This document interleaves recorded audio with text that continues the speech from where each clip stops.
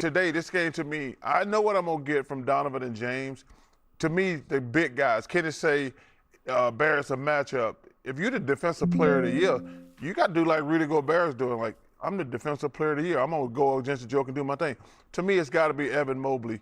But Allen and Mobley got to play well today and going forward if Cleveland's going to get out of the East. You seeing a 2-2 series here? You seeing a 3-1 Cavs? I mean, I hate when players switch up. We talk about the same thing every year when it comes to Donovan and James Harden. You got to step up in big moments. First 2 games, they played off each other very well.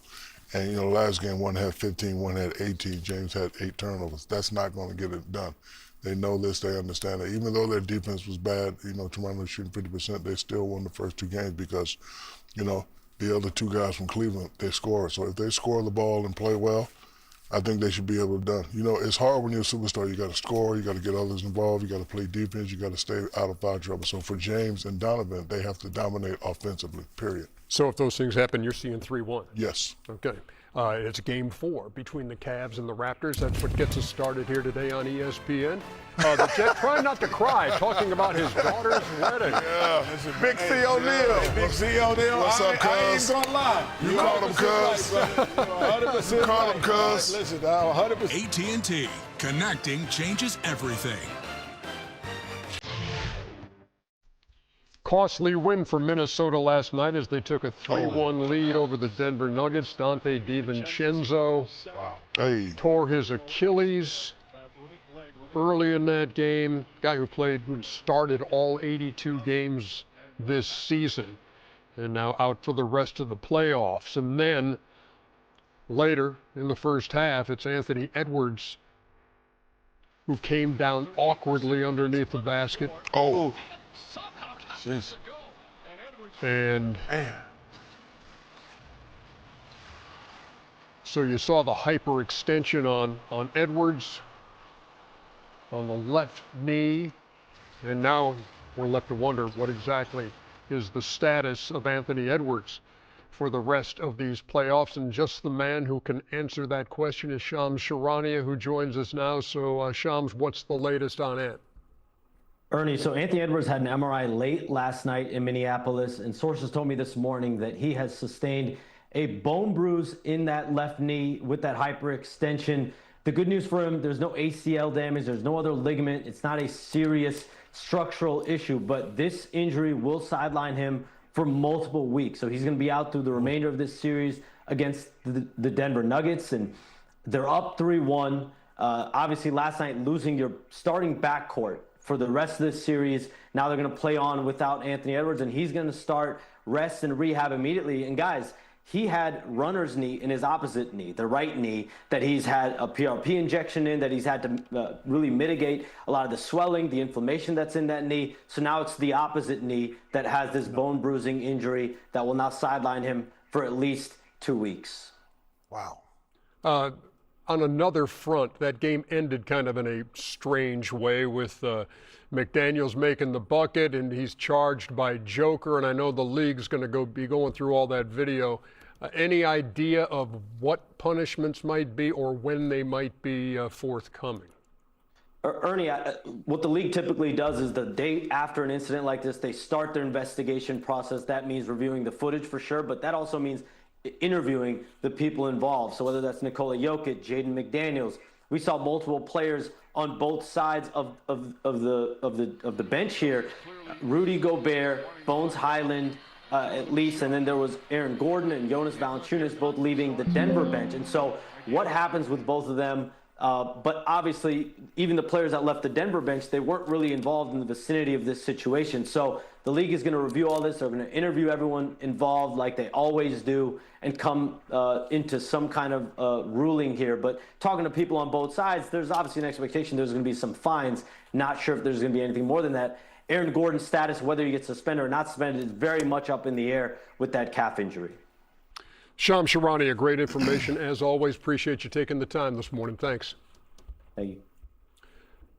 So, fellas, look, if you lead a series 3-1, you win that series 96% of the time.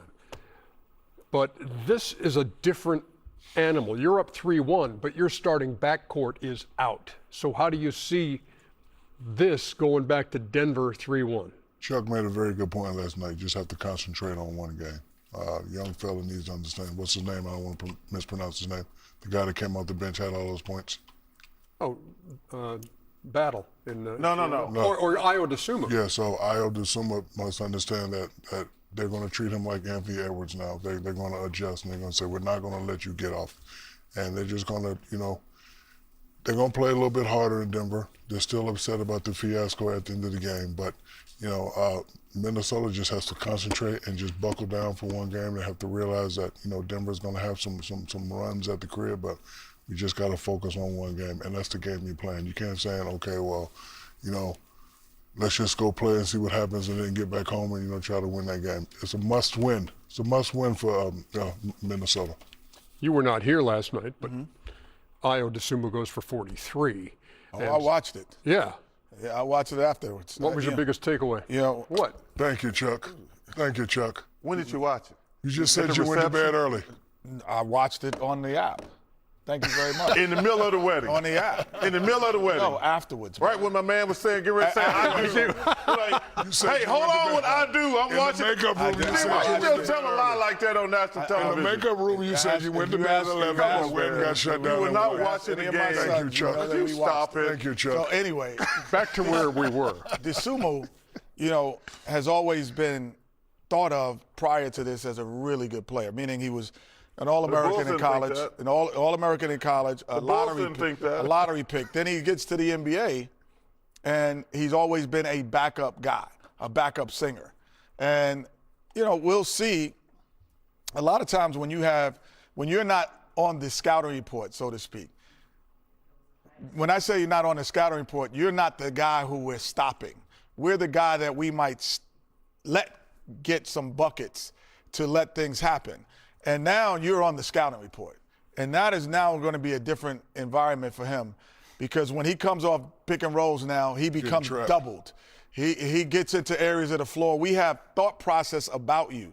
Now, some guys can still do that. And this could be your coming out party, DeSumo. Or this could be, no, he really is a backup singer. He's not a lead singer. So we will see if this is the DeSumo who was drafted and everyone thought could be, and now is becoming that person this series. Well, I think number one, it's two different teams, obviously. So for me, Minnesota's got to be Julius Randle. Like last night, we talked about it at halftime. He's got to become Ant Edwards. He's the next best player on that team, and he played great in the second half. Now he's got to take that for the rest of this series. But from Denver, I think Coach Adelman has done an awful job. Really? Helping the Joker, because the reason the kid from Minnesota's doing great, they're attacking Joker in the pick and roll. So if you go back and look at all those plays we showed, they're attacking Joker. But I don't like what Coach Adelman is doing with Joker. Joker is not a post-up guy to go one-on-one. He's got to do a much better job putting Rudy in the pick and roll. Because remember when those other teams play against Rudy, they attack him in a double team. In the pick and roll. So I think Coach Adelman got to stop just trying to get a ball to Joker, because that's not his game. But put him in the pick and roll and attack Rudy, and that'll help the Joker free up, because he's not free at all right now. Because even when he's making a shot, it's really difficult. Game 5 Monday in Denver. Nuggets trying to stay alive against the banged-up Timberwolves. You're right, Dre. Come on, man. Stop lying. You know damn well you wasn't watching the game during the wedding. No, I didn't watch it during the wedding. It was going on during the wedding. No, there's a call. Maybe during the reception. It was on during the reception. They do a repeat on the app. What, of the wedding? Went to bed early. They do a repeat. So I watched it. Hey, come on, man. I fell asleep here. At Credit One Bank, we believe anything's possible.